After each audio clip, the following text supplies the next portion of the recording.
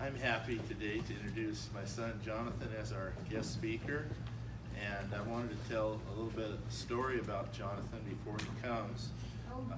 When he was just a wee lad, and Lynn could give you the details of how young he was, he'd gotten the chicken pox. I think she had him in the bathtub, give him an oatmeal bath or something like that, and he was crying. And he said, "I'm not handsome, and I'm not brave, and I'm not strong." So I don't know what chickenpox has to do with that. But he has scared me a few times, taking me on mission fields that I didn't feel very handsome and brave and strong on either. And so I'm thankful for a son who's now taking me by the head and taking me where I'm afraid to go to serve the Lord. So Jonathan, come on up and share with us, would you? Praise God.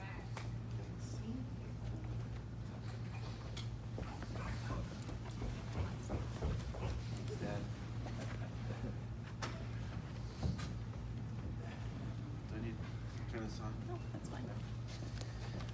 Thank you, Dad. I think I actually can work that into what I'm going to say, actually. Yeah, I kind of feel like listening to this whole service with the worship music and everything that's been said, I'm like, man, it's already been said already. But it's actually encouraging me that, you know, I'm on the right track, because we're going to be in unity. Just, you know, I think there's anything to say about the trials that we're all facing worldwide is it's actually something we're all going through together worldwide. And that can actually bring some pretty powerful unity if you let it. So we're gonna be in the book of Exodus, but let me pray first and then we'll get started. God, thank you again for another Sunday to just grow together. And I ask that you just guide my words and just all of our hearts as we read the Bible together, and just continue to worship you and all the great things that you've done in the Bible, God. And we just, again, like Sam said, we want to acknowledge your presence and just direct this time. In Jesus' name, amen. So we're going to be in the book of Exodus. Beginning. So giving a little intro for you guys in this is, if I was to title the sermon, I'd probably title it Security in God, because what I'm going to share with you guys is kind of a compilation of a lot of those by yourself moments where I'm just kind of thinking about what to make of all the situations, having conversations with friends, being stuck at the DMV, just staring at nothing, shower thoughts, all those things, late night talks with Nina. That's where this is coming from. So there's going to be some of my thoughts in there. But the theme is having our security in God. And, we've all heard the story of Exodus, I'm pretty sure. They've made plenty of movies about it. If you don't know who Moses is by now, it's going to be rough. So, we're going to get into where he is now exiled to Midian, where he's at the burning bush talking to God. And this is, the book of Exodus is probably, I would say it's probably one of my favorite books, even though it's the Bible, right? There's all sorts of good ones, but I do go back there quite a bit, and I want to emphasize all the times in this service we've mentioned things about Exodus, because keep those things in mind, the stuff that people have been saying. There's a lot there. So let me just go ahead and read it. Exodus chapter 4 and verses 1 through 9. Then Moses answered, he's talking to God, "Behold, they will not believe me or listen to my voice, for they will say, 'The Lord did not appear to you.' The Lord said to him, 'What is in your hand?' He said, 'A staff.' And he said, 'Throw it on the ground.' So he threw it on the ground, and it became a serpent, and Moses ran from it. But the Lord said to Moses, 'Put out your hand and catch it by the tail.' So he put out his hand and caught it, and it became a staff in his hand, that they may believe that the Lord, the God of their fathers, the God of Abraham, the God of Isaac, the God of Jacob, has appeared to you. Again the Lord said to him, put your hand inside your cloak. And he put his hand inside his cloak, and when he took it out, behold, his hand was leprous like snow. Then God said, put your hand back inside your cloak. So he put his hand back inside his cloak, and when he took it out, behold, it was restored like the rest of his flesh. If they will not believe you, God said, or listen to the first sign, that they may believe the latter sign. If they will not believe even these two signs, or listen to your voice, you shall take some water from the Nile and pour it on dry ground, and the water that you shall take from the Nile will become blood on the dry ground. But Moses said to the Lord, O Lord, but I'm not eloquent in either past or since you have spoken to me. I am slow of speech and tongue. And the Lord said to him, who has made man's mouth? Who has made him mute or deaf or seen or blind? Is it not I, the Lord? Now therefore go, and I will be with your mouth and teach you what you shall speak. But he said, O Lord, please send someone else.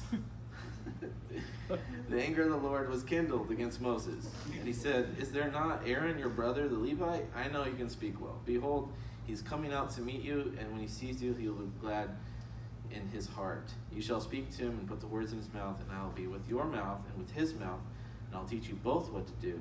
He shall speak for you, the people, and shall be your mouth, and you shall be as God to him.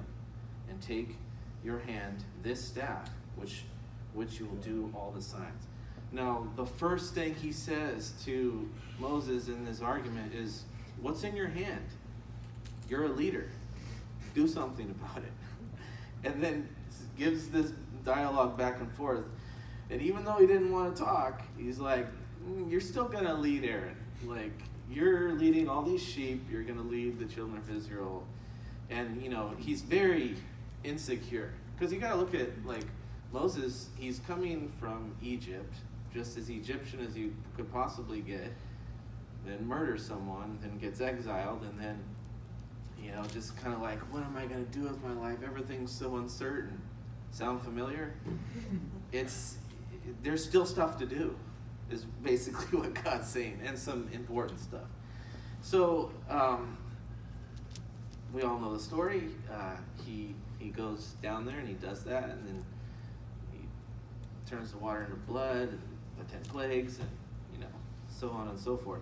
But I want to stress a couple points. Is first, in the first part, God is emphasizing you can trust me during this time. Because trust in God. If you don't have trust in God, you don't have faith in God. If you don't trust what he says he's going to do, we even sing some songs. I was like, oh man, this is so good.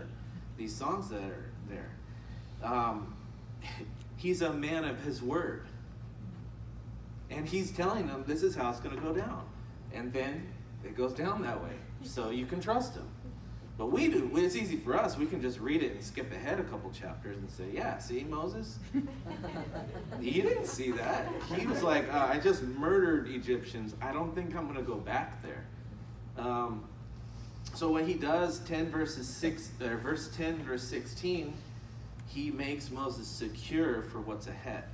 And that's kind of where the struggle of humanity lies, is the struggle for what's ahead. And what was ahead? A lot of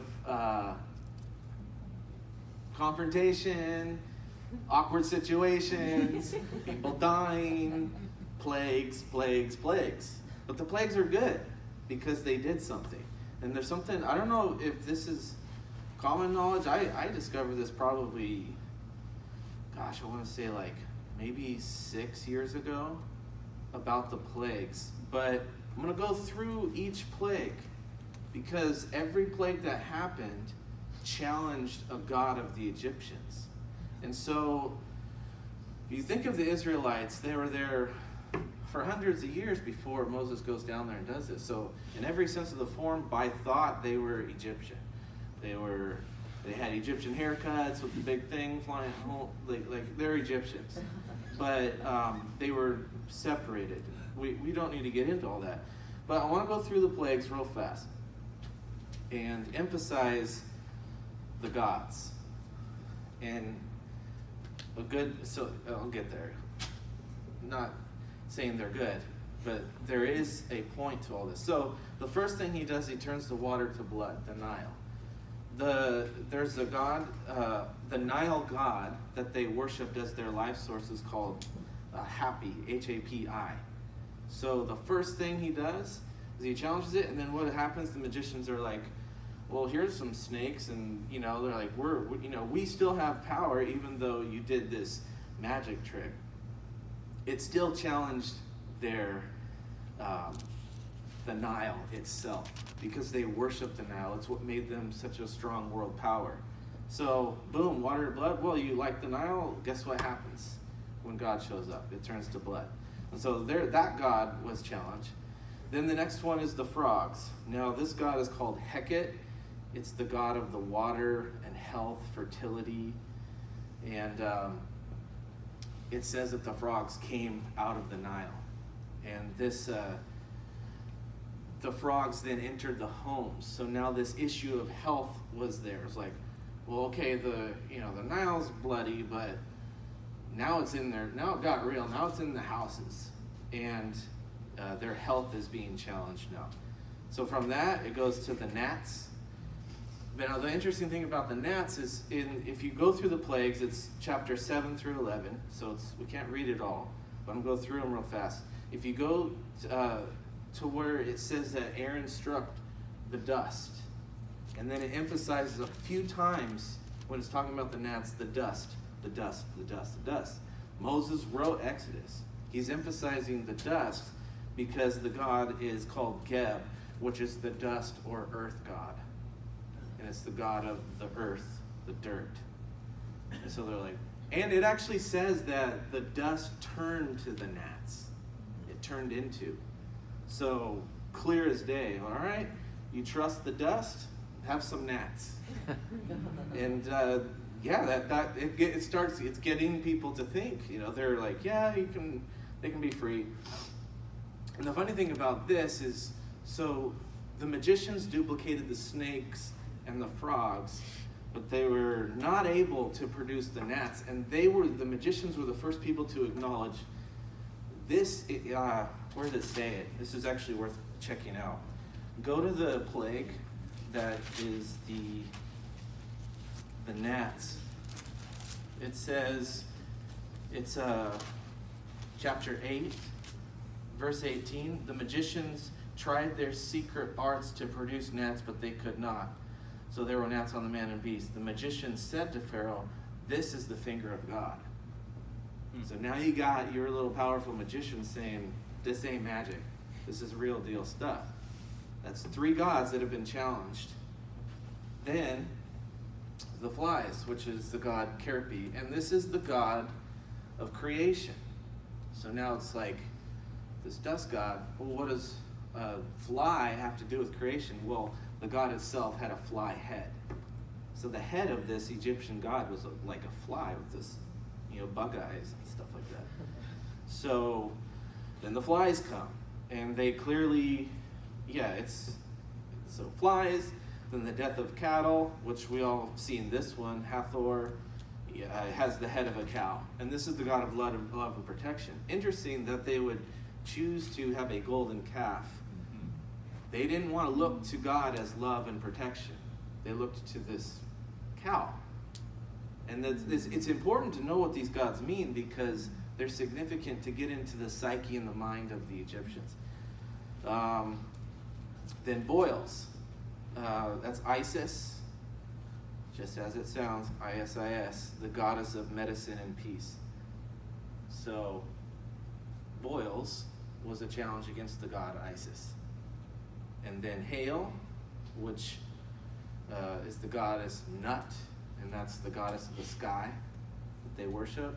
And so now not only is the sky raining on them, it's like so violent, it's like you can't even go outside because the sky is basically being challenged. Then the locusts, and they come from the sky, and the locust is the god Seth, which is the god of the air, which is not necessarily the sky, the firmament. It's the god of the air, meaning like what is actually in the sky. And when the locusts came, they come like a big group of like bats. You know how like bats and birds like look like a school of fish? Well, locusts have like it's this cloud that just overwhelms them. So then they got that. Then darkness, that's challenging the god Ra, which is the sun god. So it's getting scary now. Okay, Ra's being challenged, like the sun is being darkened. They're starting to freak out. And then the final one is the death of the firstborn, which was an attack on Pharaoh himself, which was a god. It was their final, ultimate power. This is like, he has the power of Ra and all these gods and goddesses. But now you can't even have a firstborn. And interesting enough, these plagues, the only one that states that passes over is this last one. Meaning everybody who was experiencing this, the Israelites, like they're thinking, they were worshiping these gods too. So they needed to have these gods dismantled because they worshiped them. And I just think that's so cool that the plagues were so direct at tearing apart these strongholds that were like embedded in the Israelites' lives. So this shows the power of God over idols in so many ways. I mean, how many stories in the Bible are there? But this, the 10 plagues, it's very, very significant. And you got to think about, okay, Moses was Egyptian. What was he thinking when he was starting to see this stuff? Because he was told, like, do these 2 signs. And then, what does he say? Back in chapter 4, God says to him, chapter 4, verse 8, if they will not believe you, God said, or listen to the first sign, that they may believe the latter sign. If they will not believe even the 2 signs, or listen to your voice, you shall take some water from the Nile and pour it on dry ground. The water you shall take from the Nile will become blood on the dry ground. So he says, this is how it's going to go down. This is what your future looks like. He's getting them secure for the plagues that are ahead, for the trials. Like, I'm going to dismantle these idols that they, hundreds of years we're talking of a mindset. I mean, we're not even as, like, think of how old the U.S. is. Like, they had been in Egyptian captivity longer than we've been a nation. That's a lot of embedded thoughts and generational just attachment, I would guess you could say. So, yeah, Exodus is a pretty cool book.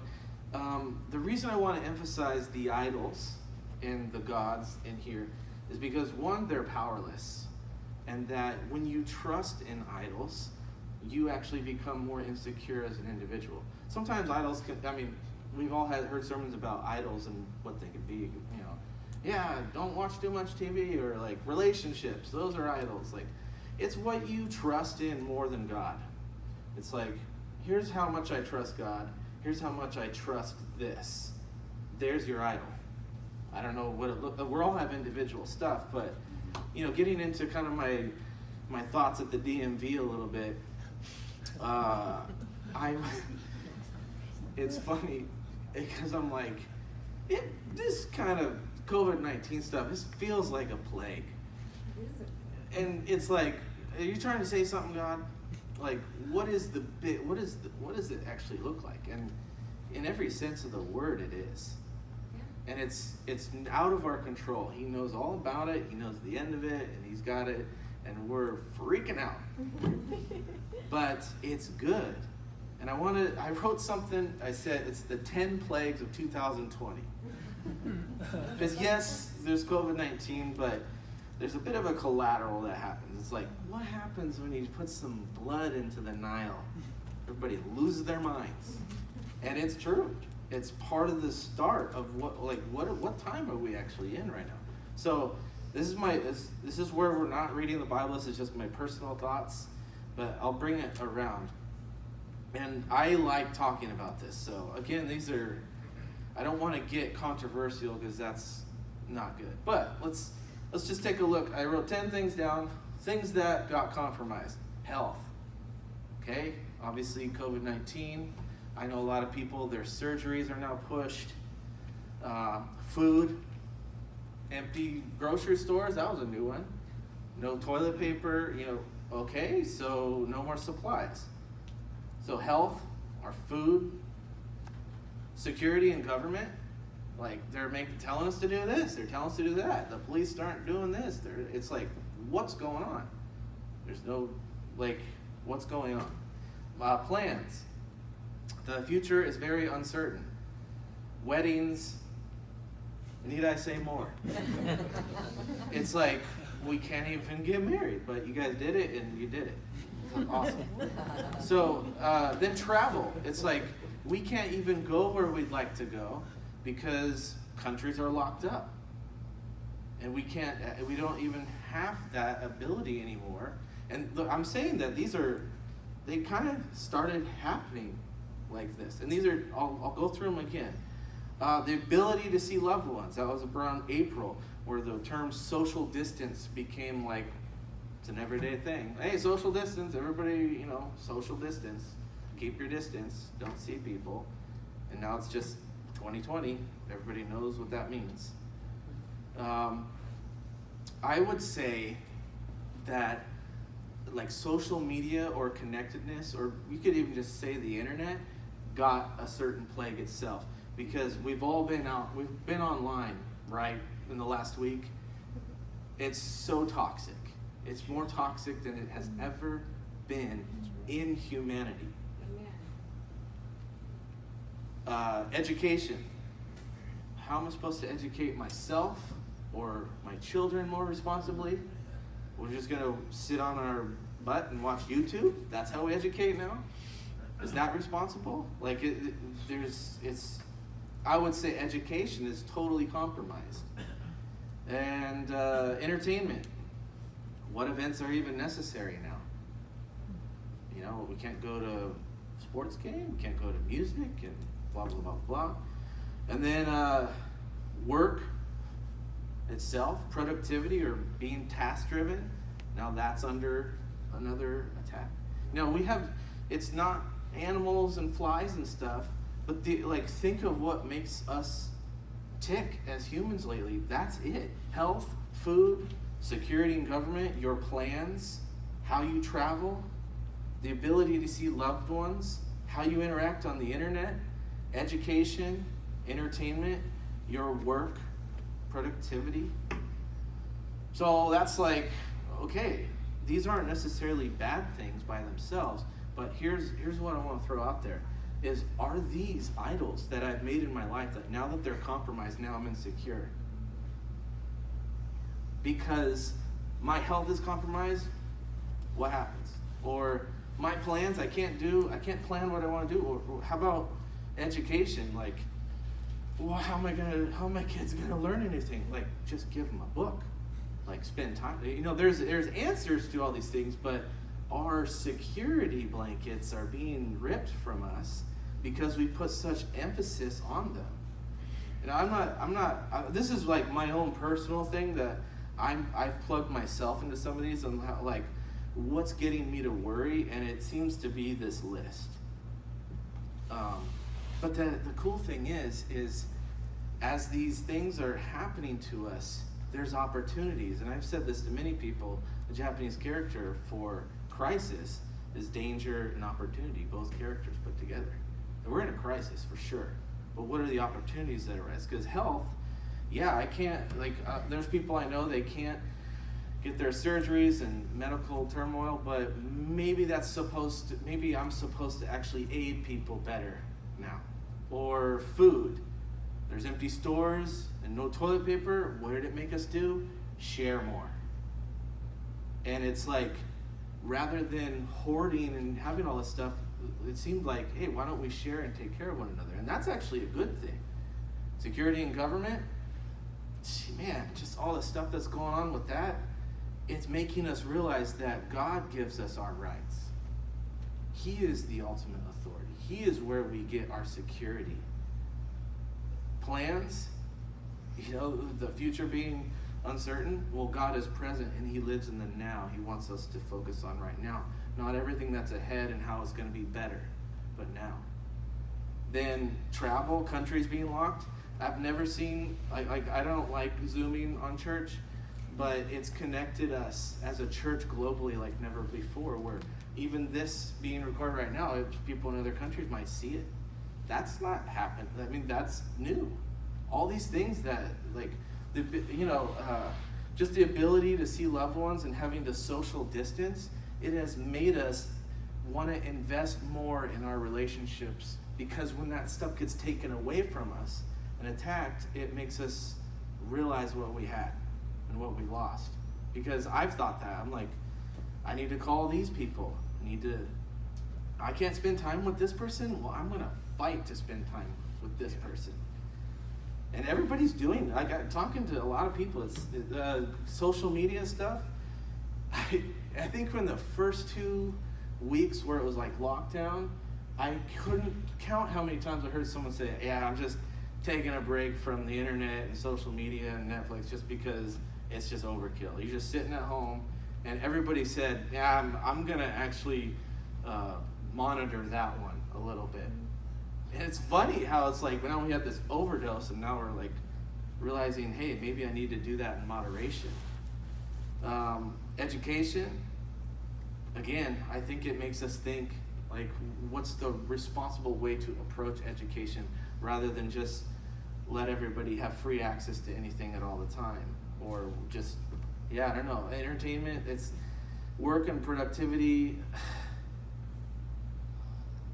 like, this is something that Nina and I talked about, is that there's so many people that have such a security in routine, that is like, their routine is like the idol and the God that they worship, or their accomplishments, like my job and what I do and my legacy, like that's my identity. That's not your identity. So the question is, I could be totally wrong about this, being plagues or whatever. It's just something I decided to write. But do we lean into these things for our security? Is like our security, like, let's choose one, like food. The access to food, is our security riding on our access to food over God being your provider? And you could go down the list and, is my security in how my kid's being educated really where I lose it? Or do I actually trust that God has got his hand on my kids and their future? Because there's going to be a time where I'm gone and they're going to have to fend for themselves. So I think he's got it covered. But I don't have all this right. I'm literally just being honest with you guys of like, I see that the purpose of the plagues in Exodus was to tear down idolatry. Could it be possible that some of these things that we're facing right now is to try to restructure our identity and who God is? That's really the main question is, are these modern idols? Do I lean into these types of things, like my job, my work, and I mean, a lot of people are, they just chase money, but sometimes just being task-driven, you forget humans. And what happens? Your job gets compromised, and then you're left at these relationships that, well, now I can't even visit them, and so everybody's reevaluating how they invest in people and how they connect to God. God is the only certain thing that we can only be secure in. And someone said that earlier. And I want to emphasize that because I think that's the message that God actually wants us is your security truly in him? Because when these things get compromised, how do we actually act? That's a tell. It's a tell on how secure we actually are in God. But there's we have to look at ourselves as, what do I actually do in a time of insecurity? Do I make for myself this, well, if this gets met, then I'll be secure? Like, that's dangerous. Because, again, I think someone said with the children of Israel complaining, they were still fighting their security in who God was, even though he dismantled their idols and it was miracle and miracle and provision. They decided to just throw up an idol that was about their love and protection. That's what is it, Horus? Yeah. they're just, you know what, God, you're just on the mountain with Moses, and you don't even care about us. You don't even love us. You don't even protect us. We're just in the desert. We're just going to make it ourselves and get our own piece of security. And we all know how that went. It didn't go well. It's interesting that passage, it actually says they built a golden calf, but it says that they inscribed, they wrote like their gods on the side of the altar. There's a plural gods, meaning that these 10 idols they had plastered on the around, and you can see the altar in Saudi Arabia, but it has like Egyptian hieroglyphics of these gods around the altar, because they just went back to these weird vices that they had created for themselves, and like this is how it ran. You know, it was frogs, but it was really more about their health, like being compromised, and you know, death of cattle. That was love and protection. It wasn't just they liked cows. It's like this was part of like, God, you're not protecting us, so this will. Yeah, it's just dangerous territory. I do see similarities of the 10 plagues to our modern times. I'm not saying like these are all actual plagues, but I do think that it's getting me to think things through of like, well, how do I need to approach these situations when I feel like my rights are being taken, or I feel like, you know, everything's uncertain. What did he say? Exodus 4? He says, what's in your hand at the very beginning? What do we actually have? Exodus 4, verse 1. Moses answered, but behold, they will not believe me or listen to my voice, for they will say, the Lord did not appear to you. The Lord said to him, what is in your hand? He said, a staff. And then he goes through this list. He shows him how leprosy can be healed. He proves it to him. And then he says in verse 17, and take in your hand this staff, which will do all the signs. I would say that even though we're in the midst of a lot of uncertainty, there are some specific tasks and miracles that are at hand, but we have to be obedient and be on the watch out for them. Because if we're not, we're just trying to endure. But if we actually see it as an opportunity, that this crisis is, there's an opportunity for us to take greater action. Like I didn't really have a problem with my health with, you know, COVID-19 thing, but I knew people that did. And then also there's people I know that, you know, all their medical stuff gets pushed, and now what are they doing? Well, I can't physically aid them, but I can actually aid their, you know, their emotions and things like that. Because regarding health, yeah, it's like depression is on the rise. People are not in a good spot. They're very brokenhearted, and the Bible says to heal the brokenhearted. So we need to set these captives free. I'm just going to end with this verse in Psalms 20, just regarding trusting in God in tough times.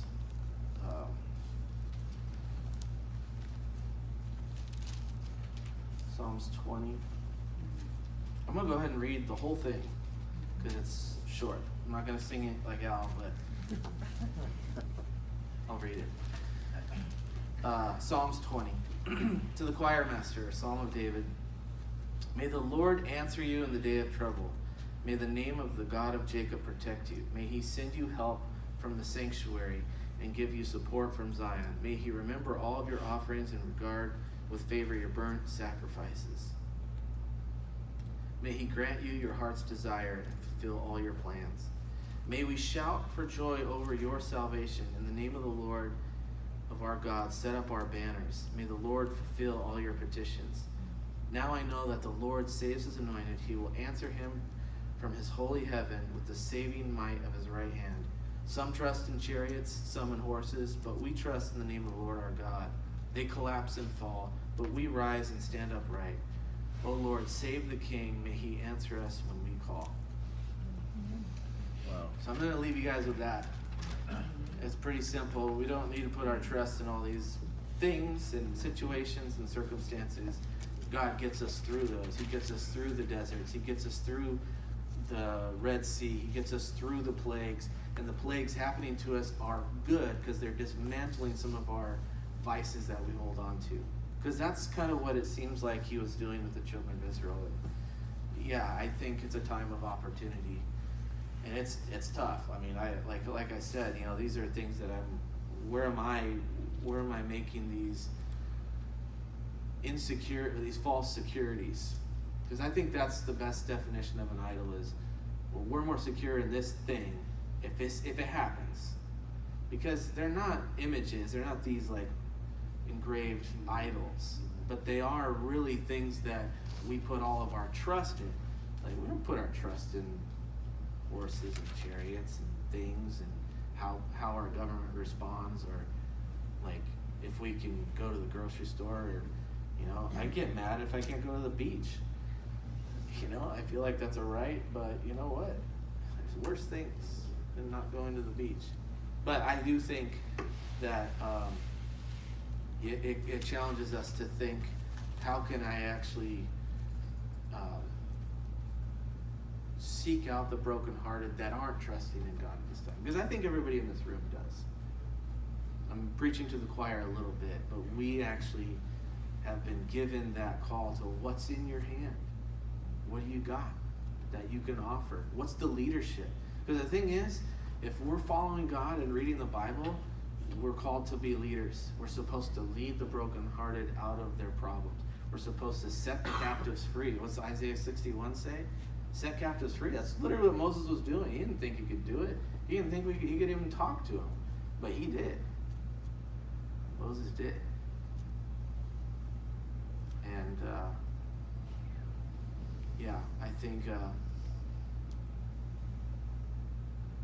I think there's not just a positive and negative response. I think there's actually a task given to us as Christians during this time.